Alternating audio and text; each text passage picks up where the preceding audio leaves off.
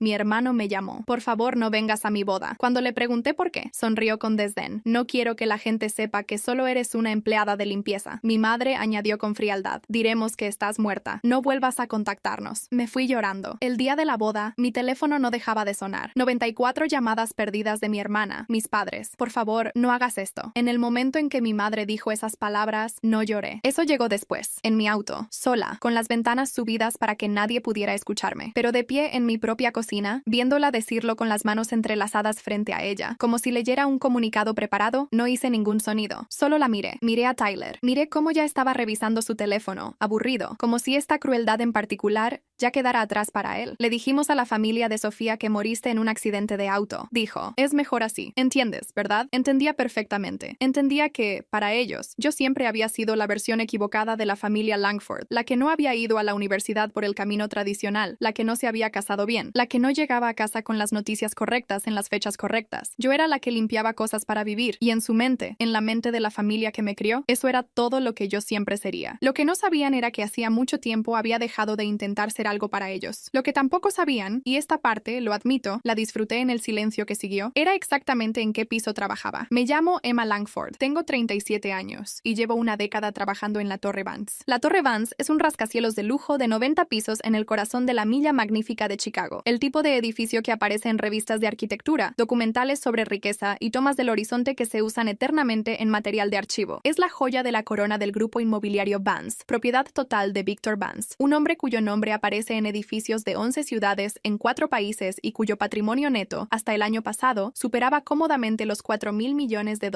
Yo dirijo las instalaciones y operaciones de ese edificio. Tengo un equipo de 25 personas. Manejo un presupuesto de mantenimiento anual de $9.2 millones. Superviso protocolos de seguridad, sistemas de climatización, contratos con proveedores, respuesta a emergencias y toda la columna vertebral operativa de 90 pisos de bienes raíces comerciales y residenciales de primer nivel. Mi título oficial es directora de instalaciones y operaciones de la Torre Vance. Mi oficina está en el piso 42, la de las ventanas que dan al este. Mi familia no sabía nada de esto. Veían el uniforme que usaba durante los recorridos, azul marino, práctico, con el logotipo de la Torre Vance bordado en el pecho. Me veían llegar a casa cansada. Veían las botas de trabajo junto a mi puerta. No hacían preguntas, porque en su esquema mental solo había un tipo de persona que usaba uniforme en un edificio y cargaba una radio. Decidieron que yo era esa persona y nunca volvieron a mirar. No tengo un auto llamativo. Mi departamento es limpio y modesto, porque gasto mi dinero en cosas como una cuenta de retiro completamente financiada y una propiedad en renta en Oak Park que compré hace 4 años. No gasto en marcas ni en apariencias. Nunca lo he hecho. Tyler gastaba en todo. Tyler usaba trajes a medida en las cenas de los domingos y mencionaba su portafolio en acción de gracias y trataba cada conversación como una evaluación de desempeño que le hacía a la otra persona. Había trabajado en ventas de bienes raíces comerciales durante 8 años, rebotando entre firmas, sin lograr nunca aterrizar del modo en que estaba seguro que merecía. Se acercaba, un puesto senior, un territorio lucrativo, una relación prometedora con un cliente, y entonces algo pasaba. Un conflicto con la gerencia, un trato que se caía, una oportunidad que de algún modo nunca se materializaba en lo que había prometido en la mesa. Nuestra madre había pasado esos 8 años absorbiendo sus explicaciones y redistribuyéndolas al resto de la familia como hechos. La firma no había reconocido su potencial. El mercado había cambiado en el peor momento. Su gerente se sentía amenazado por él. Tenía toda una taxonomía de los casi logros de Tyler que reencuadraba cada uno como el fracaso de alguien más. Era, de esta manera específica, devota de él como nunca lo fue conmigo. Había entendido esto desde que tenía como 15 años. Crecimos en Wicker Park, en un departamento de 2 recámaras, en una calle que desde entonces ha sido agresivamente aburguesada hasta convertirse en algo que nuestros padres no reconocerían. Nuestro padre trabajó en plomería municipal hasta que se jubiló. Nuestra madre trabajaba medio tiempo en administración escolar. No eran gente rica, no eran gente en apuros. Eran personas para quienes el dinero era una ansiedad persistente de bajo grado, que se expresaba de formas muy específicas, en el seguimiento cuidadoso de quién tenía zapatos nuevos y quién no, en la clasificación tácita de primos según su trayectoria profesional, en la reverencia particular reservada para quienes usaban traje para trabajar. Tyler usaba traje para trabajar, por lo tanto, Tyler estaba haciendo algo bien. Yo usaba uniforme, por lo tanto, yo era una advertencia. Lo que ninguno de los dos preguntó jamás, ni una sola vez, en 10 años, fue por qué una mujer que supuestamente solo limpiaba un edificio necesitaría una certificación de gerente gerente de instalaciones certificado, un presupuesto de desarrollo profesional de 5 cifras, o el número de celular directo del dueño del edificio. Nunca preguntaron porque ya habían decidido la respuesta. Después él conoció a Sophia Vance. Me enteré por mi madre. Una llamada telefónica sin aliento la primavera pasada, del tipo de emoción genuina que no dirigía hacia mí desde que estaba en la preparatoria. Tyler había estado saliendo con alguien en serio, alguien cuyo padre tenía muy buenos contactos, alguien que podía cambiarlo todo para la familia. No dijo el nombre de Victor Vance, no hacía falta. Cuando describió al padre, los edificios,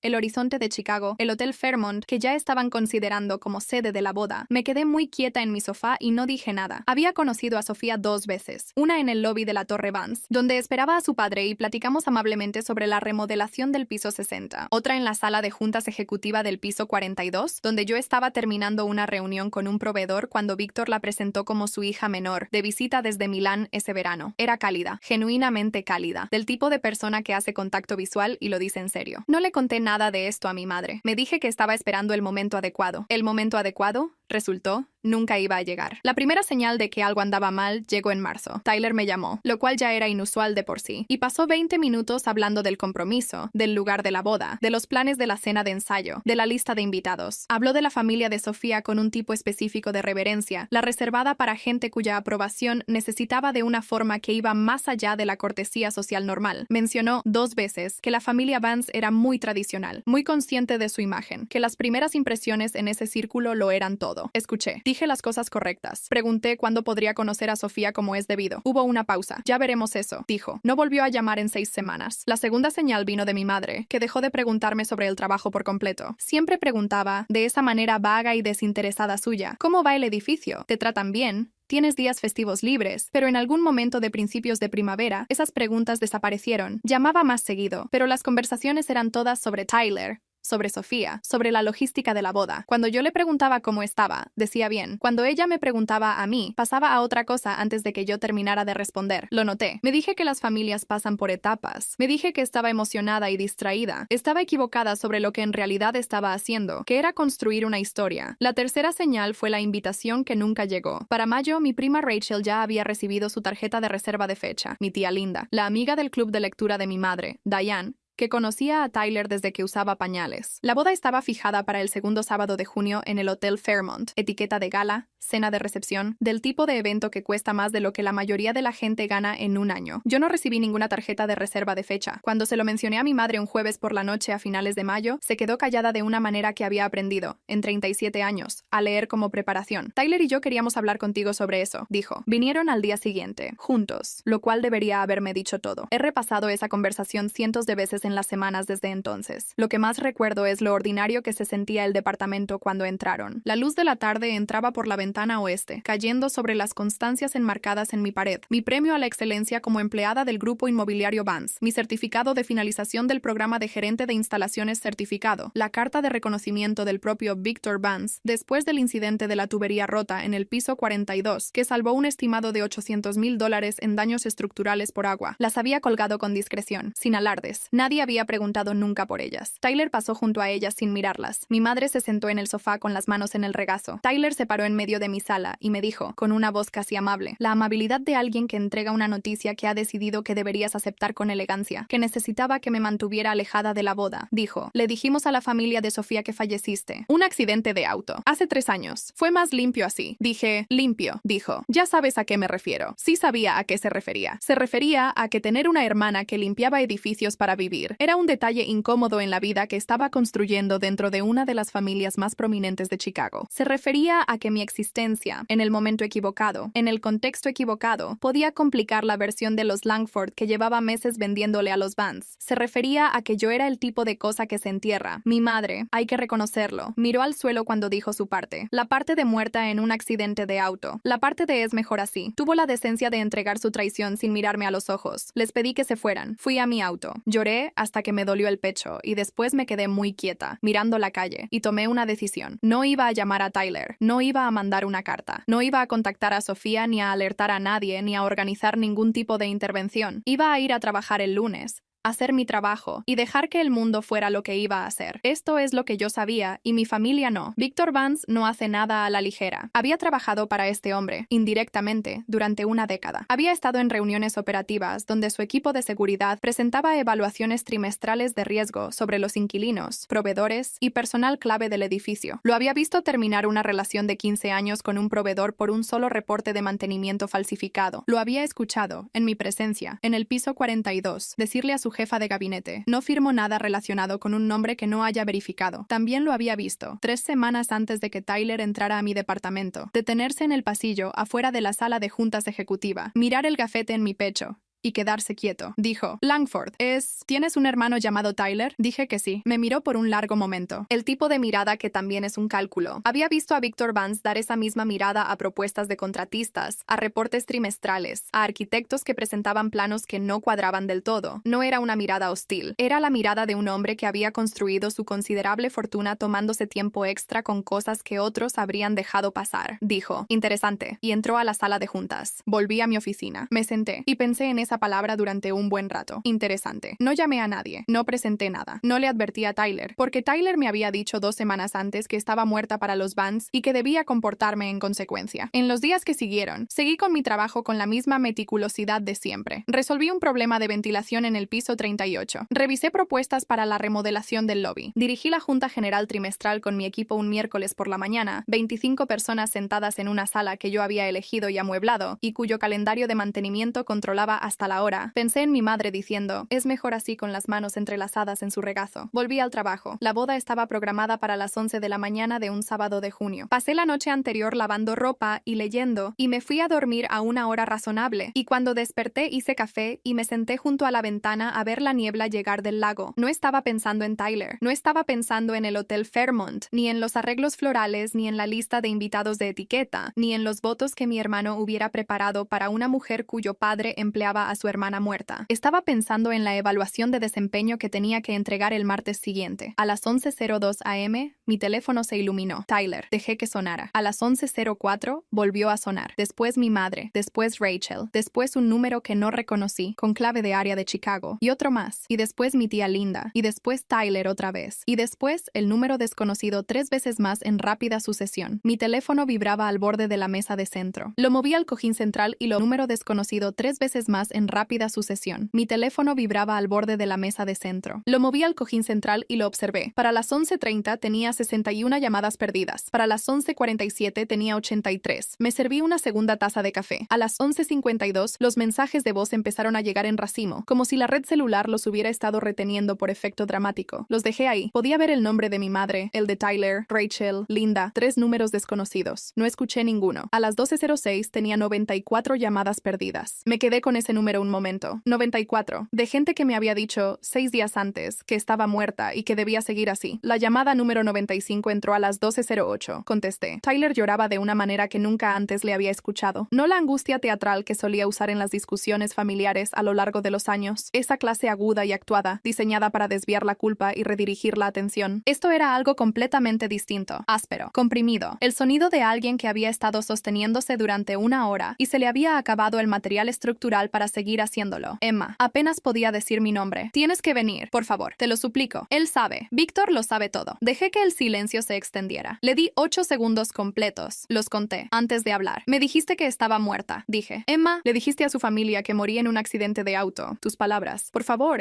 Los fantasmas no van a las bodas, Tyler. Hizo un sonido para el que no tengo el lenguaje adecuado. Hueco y quebrado. El sonido que hace una persona cuando la arquitectura de una mentira colapsa de repente y de golpe y no queda nada debajo. Después, entre respiraciones entrecortadas, me contó lo que había pasado. Después junté el panorama completo a partir de varias fuentes. De la propia Sofía, de Marcus Webb, jefe de seguridad del grupo Vance, y de Christine Park, jefa de gabinete de Víctor, quien me llamó personalmente el lunes para disculparse por lo que mi familia me había hecho pasar y asegurarse de que entendiera que mi puesto en la empresa estaba completamente seguro. Pero el esbozo que Tyler me dio, sollozando por teléfono desde un closet de abrigos junto al pasillo principal del Fairmont, fue este. Victor Vance no se había limitado a tomar la palabra de la familia Langford. 3 semanas antes, la misma semana en que había mirado mi gafete en el pasillo del piso 42, y dijo interesante, le había encargado a Marcus Webb una verificación completa de antecedentes de la familia del prometido de su hija. Era el procedimiento estándar de Víctor cuando su vida personal y profesional se cruzaban. No era un castigo, simplemente era como operaba. Marcus Webb lleva 22 años en seguridad privada e investigación ejecutiva. Pasó 9 de esos años en la unidad de delitos financieros del FBI, antes de pasar al sector privado. No es alguien que pase por alto detalles. Había trabajado junto a Marcus en los protocolos de seguridad del edificio durante 7 años, auditorías trimestrales, simulacros de respuesta a emergencias, revisiones de control de acceso, y lo conocía como metódico, minucioso y constitucionalmente incapaz de presentar un reporte incompleto. Me encontró en menos de 48 horas. Emma Langford, viva, empleada, directora en la Torre Vance, con una década de servicio y una carta de reconocimiento del propio dueño del edificio. El reporte que Marcus compiló, del que después vi un resumen, por invitación de Christine Park, porque ella sintió que yo tenía derecho a saber qué contenía, era del tipo de documento que termina conversaciones. Incluía mi historial laboral con registros de recursos humanos con fecha, mis evaluaciones de desempeño anuales de los últimos 8 años, todas en el nivel de supera las expectativas, la carta de reconocimiento de Víctor, mi propiedad inmobiliaria en renta en Oak Park, con la escritura y el precio de compra, mi certificación CFM, con el organismo emisor y el número de credencial, y un resumen detallado del incidente de la tubería rota en el piso 42, incluyendo mi tiempo de respuesta, la estrategia de mitigación que implementé, y el reporte posterior al incidente que estimaba $800,000 en daños estructurales evitados. Incluía una fotografía de la gala de excelencia de la Torre Vance de hace 18 meses. Yo con un vestido verde oscuro, a 1,20 m de Víctor Vance, estrechándole la mano, los dos sonriendo. Incluía los resultados de la búsqueda pública de registros de defunción para Emma Langford, sin coincidencias, sin acta de defunción, sin obituario, sin reporte de accidente, sin registro forense, nada, porque estaba viva. Marcus le entregó ese reporte a Víctor 10 días antes de la boda. Víctor lo leyó, no confrontó a Tyler, no canceló la boda, no me contactó, porque Marcus le había aconsejado que yo no sabía el alcance completo de lo que mi familia había hecho, y quería manejar el asunto con precisión. Víctor Vance manejó el asunto con precisión. Una hora antes de la ceremonia, mientras el cuarteto de cuerdas calentaba y los floristas terminaban los arreglos del altar y los invitados se acomodaban en sus asientos, Víctor entró a la suite nupcial, donde Tyler y sus padrinos se ajustaban los pañuelos de bolsillo y se felicitaban entre ellos, y puso un expediente impreso sobre la mesa. No levantó la voz. Dijo, me gustaría hablar de tu hermana. Christine Park me contó después que lo que siguió fue una de las horas más incómodas que había presenciado en sus 12 años trabajando para Víctor Vance. Tyler había intentado explicar al principio, había probado varias versiones de la explicación, cambiando de una a otra cuando cada una fallaba en convencer, y Víctor simplemente había esperado a que todas terminaran, sin expresión,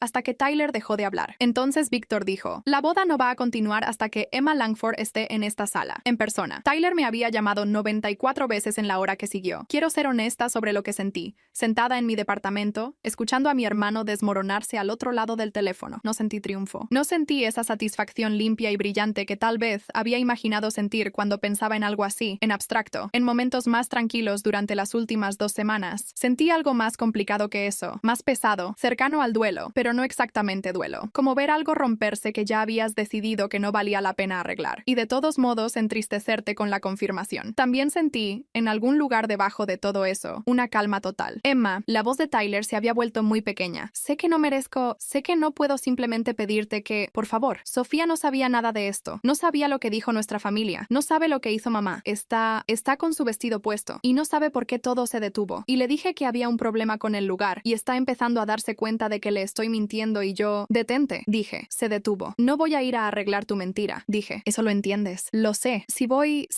será en mis términos, en mi tiempo, y no voy a actuar agradecimiento ni perdón para una audiencia porque eso te haga más fácil el día. Hizo un sonido que podría haber sido sí. Consígueme el número directo de Víctor Vance, dije, no voy a entrar a esa sala sin preparación. Víctor contestó al segundo timbre. Había hablado con él quizás una docena de veces en 10 años. Siempre en un contexto profesional, siempre sobre el edificio. No era exactamente un hombre cálido, pero sí era consistente. La misma atención precisa en cada conversación, como si estuviera asignando exactamente la cantidad correcta de enfoque a lo que tenía enfrente, ni más ni menos. Dijo, señorita Langford, me alegra que llamara. Dije, lamento que esté en esta situación. Dijo, no soy yo a quien declararon muerta. Dije, justo, hablamos durante 9 minutos. Me contó lo que había encontrado, confirmando lo que Tyler ya había esbozado. Me dijo que Sofía estaba angustiada y confundida y merecía saber la verdad. Me dijo que lo que pasara con la boda era secundario al hecho de que su hija estaba a punto de unirse legalmente a una familia construida sobre una mentira documentada y que necesitaba entender con quién estaba tratando en realidad. Le dije que ya tenía un expediente bastante completo sobre con quién estaba tratando. Dijo, lo tengo. Por eso le estoy pidiendo que venga. Pensé en el vestido de seda azul medianoche colgado en mi closet. Lo había comprado hace 8 meses para un evento de trabajo al que terminé faltando por una emergencia en el piso 67. Nunca me lo había puesto. Todavía tenía las etiquetas. Le dije a Víctor que llegaría en menos de una hora. Después colgué y fui a mi closet. El Hotel Fairmont está a 12 minutos de mi departamento en auto. 11 si agarras bien los semáforos. Me arreglé el cabello de la forma que suelo reservar para las cosas que importan, recogido, con un mechón suelto en la mandíbula, y me maquillé con cuidado, deliberadamente, tomándome mi tiempo. Me puse el vestido azul medianoche. Me quedé frente al espejo un momento, no buscando tranquilizarme, solo haciendo inventario, asegurándome de estar lista. Estaba lista. Llamé a un auto. Durante el viaje de 12 minutos, no ensayé lo que iba a decir. Ya había decidido que no iba a dar un discurso, ni hacer una escena, ni pronunciar un monólogo preparado frente a un salón lleno de desconocidos. Iba a entrar, dejar que el salón me viera, y dejar que la situación se resolviera según su propia lógica. Tenía una sola cosa en el bolsillo, o más bien, en mi teléfono, que iba a usar, y solo si el momento lo requería. El mensaje de voz que mi madre me había dejado a las 11:31 de esa mañana, mientras yo estaba sentada en mi departamento viendo acumularse 94 llamadas. Lo había escuchado una vez, en el auto, camino al Fairmont, 2 minutos con 43 segundos. Su voz, desprotegida de la manera en que las voces se quedan cuando alguien tiene tanto miedo que se le olvida actuar. Lo guardé. Metí mi teléfono en el pequeño bolso de noche que había combinado con el vestido y miré por la ventana hacia el lago, gris y enorme a mi izquierda mientras avanzábamos hacia el sur, y respiré despacio. No iba al Fairmont a perdonarlos, iba a cobrar lo que me debían. Al salón principal del Fairmont se llega por un juego de pesadas puertas de roble al final de un pasillo alfombrado con ventanales altos. La luz de la tarde entraba por esas ventanas cuando llegué, volviendo todo ámbar y dorado, y podía escuchar el silencio apagado e incómodo de un salón lleno de gente arreglada que no sabía por qué estaba esperando. Un miembro del personal del hotel me recibió en el pasillo. Le habían avisado que me esperara. Sostuvo la puerta. Lo que recuerdo de entrar por esa puerta es el silencio. No el silencio que cae gradualmente, como cuando alguien nota algo digno de notarse, y la conciencia se extiende persona por el salón. Este fue inmediato, como si el salón hubiera estado esperando exactamente esto, y hubiera estado conteniendo la respiración durante la última hora. Y finalmente,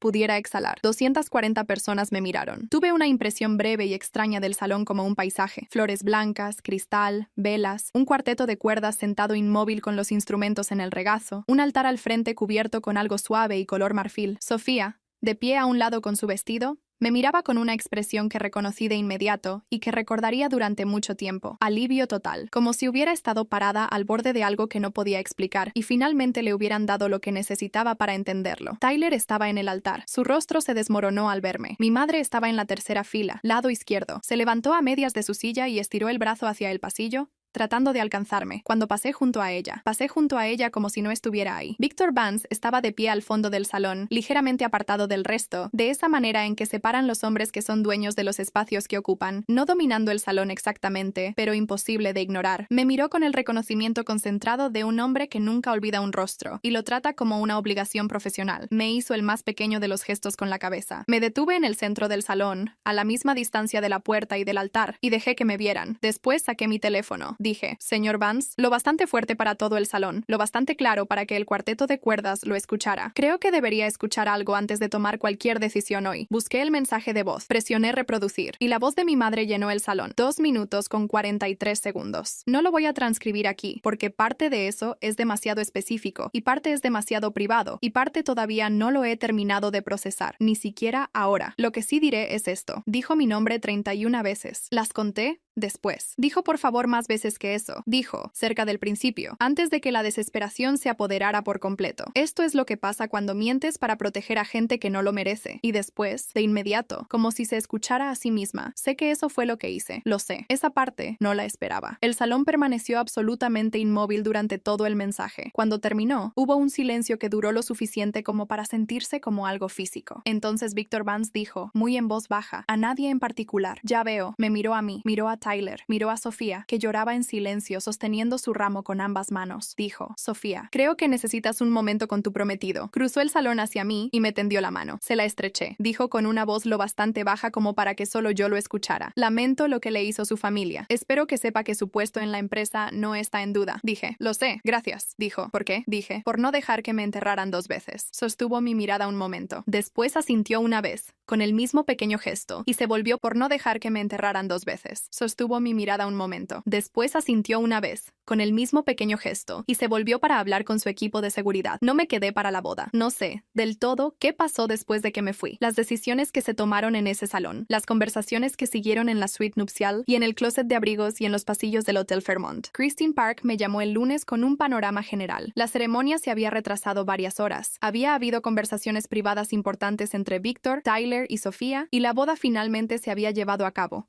Reducida, con los invitados liberados temprano, la recepción tranquila. Sofía había decidido seguir adelante. Esa fue su decisión, y no tengo opinión al respecto. Lo que sé es que Tyler me llamó 2 días después. Esta vez no lloró. Su voz sonaba plana y muy cuidadosa. La voz de alguien a quien le han aconsejado, tal vez legalmente, decir ciertas cosas de cierta manera. Dijo: sé que no puedo pedir perdón. No lo voy a intentar. Dije: está bien. Dijo: quiero que sepas que estoy consciente de lo que hice. Que sé que no hay una palabra para lo que fue eso. Y no voy a fingir que la hay. Dije: está bien. Dijo: si algún día quisieras hablar, yo estaría... Tyler, dije. Se detuvo. Te avisaré. Dije: no contengas la respiración. No discutió. Dijo: está bien. Y colgué. Mi madre no ha llamado. No sé si lo hará. Eso fue hace 4 meses. Así es mi vida ahora. Voy a trabajar a la Torre Vance 5 días a la semana. Dirijo a mi equipo de 25 personas. Entrego mis evaluaciones de desempeño. Manejo mi presupuesto. Y respondo a emergencias del edificio a las 2 de la madrugada, cuando el sistema de climatización del piso 73 decide ser un problema. El mes pasado, Víctor aprobó una remodelación completa de las áreas comunes del piso 42 que llevaba 2 años solicitando, y Christine me mandó una nota que decía: simplemente, bien merecido. Vuelvo a mi departamento limpio y modesto. Me siento junto a la ventana y veo el lago. No estoy sanada. Quiero dejar eso claro, porque creo que la gente espera cierto tipo de final para una historia como esta. El arco limpio, el cierre, la lección aprendida y archivada. Así no funciona esto. Todavía hay mañanas en que despierto y el primer pensamiento que tengo es el sonido específico de la voz de mi madre diciendo: es mejor así. Y tengo que quedarme quieta un momento y dejar que pase antes de poder empezar el día. Todavía hay momentos en el trabajo en que me sorprendo mirando el lobby desde la ventana del piso 42 y preguntándome cómo se sentiría tener una familia que me hubiera realmente visto, antes de necesitar algo de mí. Esa pregunta no desaparece. No estoy segura de que deba hacerlo. Lo que sé es esto: vieron el uniforme, vieron las botas de trabajo, decidieron qué era yo y nunca volvieron a mirar. La diferencia entre ellos y Victor Vance, un hombre con quien no tengo ningún lazo de sangre, un hombre que no me debe nada más allá de un salario y una evaluación de desempeño, es que Victor Vance volvió a mirar. Miró con cuidado, con toda su atención, de la forma en que hay que mirar cualquier cosa que realmente se quiera entender. Me encontró viva. Eso es más de lo que mi familia logró en 37 años. Ahora a veces me pongo el vestido azul medianoche. Los viernes por la noche, cuando tengo algún lugar que valga la pena, me lo pongo y voy. Me queda exactamente perfecto. Siempre me quedó. Solo necesitaba la ocasión correcta para descubrirlo.